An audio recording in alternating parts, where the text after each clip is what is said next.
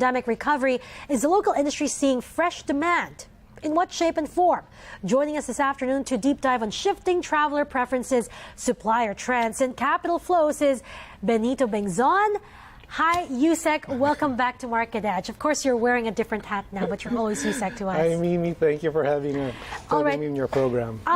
Is it still the right question to ask? Are we back to pre-pandemic levels? It's been 5 years, but is that question still relevant? There are many ways of analyzing it. People sometimes look at the head count, but for us in the hotel industry, what's even more important is the revenue.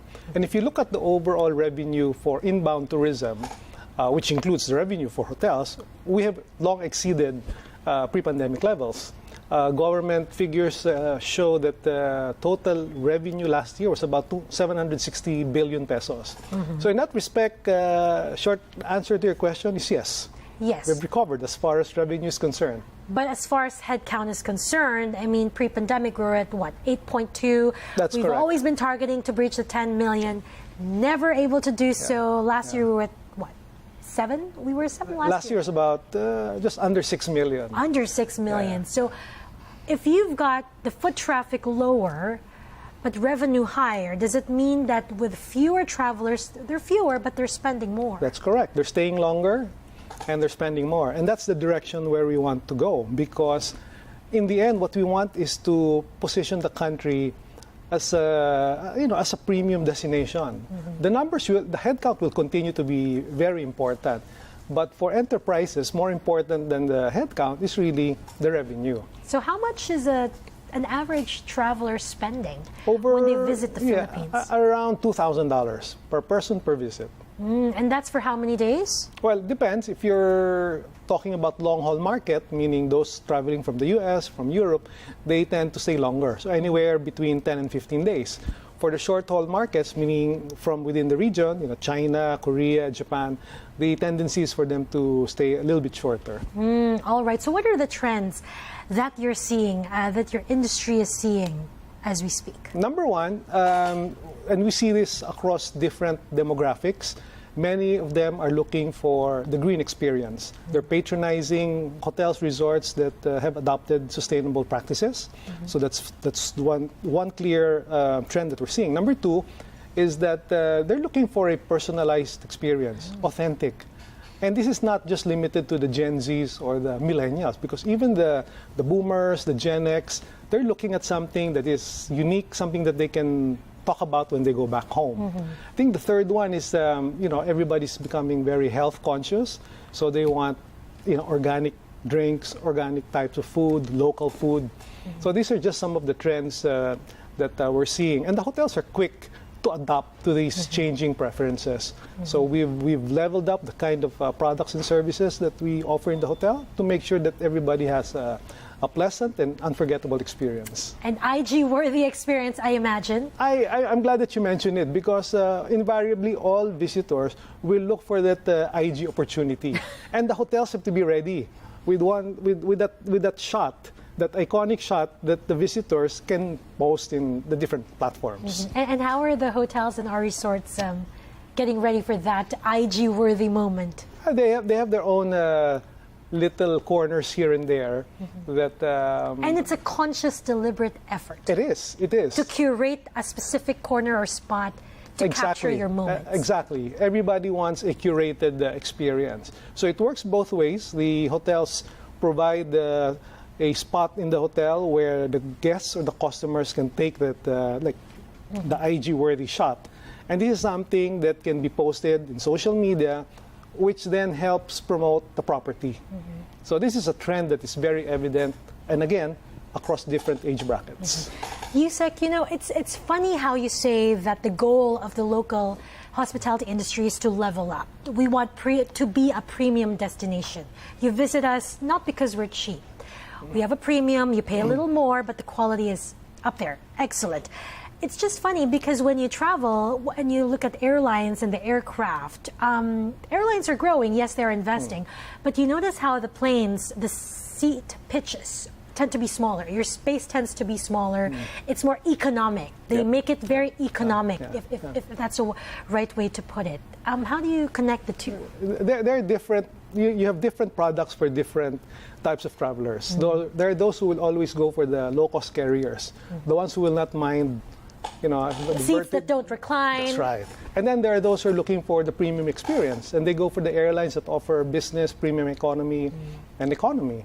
So again, what's important is that you offer a wide range of options for your clients. And when you look at the economy globally, and even the Philippine economy, we're talking about slowdown this year and next.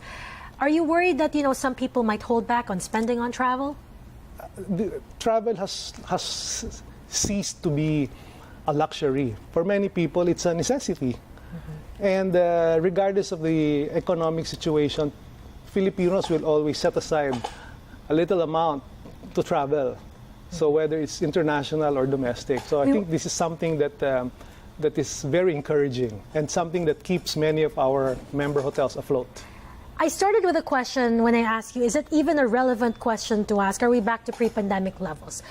Earlier at the back room, we were talking about revenge travel. Yes. And it was a great way for you to put it into perspective, how you explain revenge travel and why it's gone. Just very quickly, sir, if you could just share it with our audience. I feel they need to hear it. If you used to travel once a year and you did not travel in 2020, first year of the pandemic, you didn't travel 2021, second year of the pandemic, you started traveling in 2022 because the border started to open up. You did 3 travels to make up for 2021 and 2020.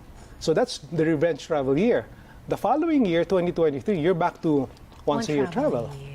See? So it was, in a way, it was temporary. And you have to factor in that the Filipinos had other options because international destinations started opening up. All right. And of course, gaming. Very hot topic. I imagine also very hot in your circles. What are we hearing about it? Well, I imagine this is going to be a hot topic in your upcoming conference as well. It will be one of the panel discussions. But gaming is a certain niche, and it's something that will help us drive the revenues of our hotels. So again, like I said, there's a certain type of activity for certain clients. Any other exciting topics that will be covered tomorrow when the event kicks off? Well, we talked about it earlier, the trends, the current trends, what are the travelers looking for? I think this is quite important because the millennials and the Gen Zs are the drivers of innovation now. And this has actually put a lot of pressure also on the hotels and the resorts because they've been very discriminating when it comes to the experience that they expect from a property. And this has also compelled us, to make some adjustments with what we offer. One final question, very important, capital flows. How much money are we talking about?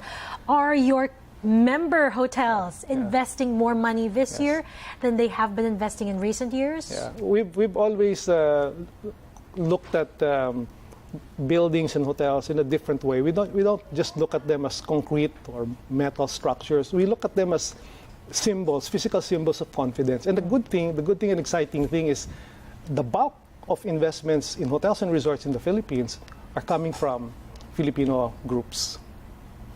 Is that a good thing? It is a good thing because Filipinos believe in the potential of tourism and hospitality. Of course, we also would want to have more foreign direct investments. But while we're waiting for interest to come from overseas, at least we have the big conglomerates who are developing resorts all over the country. And can we categorically say that the capital inflows is growing?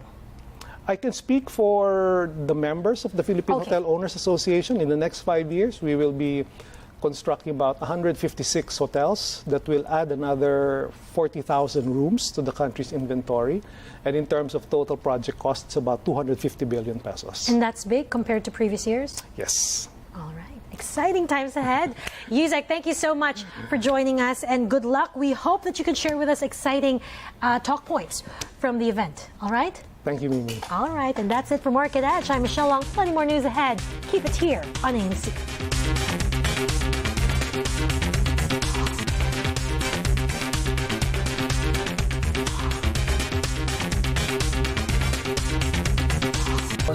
There are some factories that they have to be considered cost-wise. You cannot manufacture it